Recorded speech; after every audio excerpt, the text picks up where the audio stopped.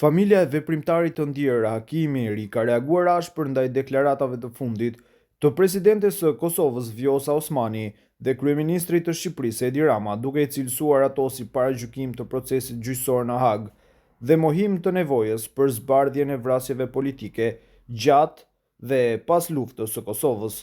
Në reagimin e tyre publik, familjarët e Imerit shprehen se deklaratat për pafajësinë e ish-krerëve të UÇK-s përbëjnë ndërhyrje të drejtë për drejtë në një proces që duhet të lihet drejtësisë.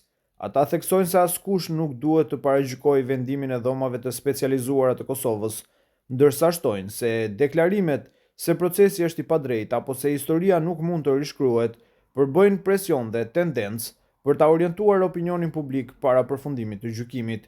Sipas familjes, është shqetësuese që, siç thanë ata, po mohohet apo relativizohet vrasja politike të personaliteteve ushtarake dhe intelektuale, si gjatë luftës, ashtu edhe në periudhën e pas luftës. Ata vlerësojnë se zbardhja e këtyre rasteve është detyrim moral dhe shtetëror mbi çdo interes politik apo karrierë personale. Ne nuk kërkojmë dënim pa gjykim, por kërkojmë drejtësi. Nuk u tha të presim drejtësinë, por u tha se procesi është i padrejtë. Ky është paragjykimi i hapur dhe mohimi i dhimbjes së familjeve që presin zbardhjen e vrasjeve politike, thuhet ndër të tjera në reagim. Në vijim, postimi i plot. Zhurmës së kohë të Edi Ramës ju bashkua edhe Vjosa Osmani, duke paragjykuar procesin gjyqësor kinse për pafajësinë e Thaçit. Sot Vjosa Osmani mohoi vrasjet politike ndaj personaliteteve ushtarake e intelektuale gjatë dhe pas luftës, figura që as nuk i ka njohur, por mbi sakrificën e tyre ka ndërtuar karrierë. Ajo sot tregoi se për të, karriera vjen mbi moralin, mbi shtetin, mbi drejtësinë, mbi plagët e familjeve të viktimave të vrasjeve politike.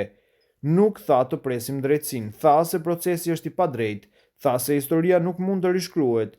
Ky është paragjykimi i procesit gjyqësor. Ky është mohimi i nevojës për zbardhjen e vrasjeve politike, si të luftës, ashtu edhe të pas luftës.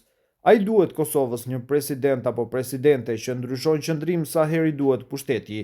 Jo, edhe Lumir Abdixhiku që rreshtur Karshi Edi Ramës, por qytetari e vlerësoi drejt.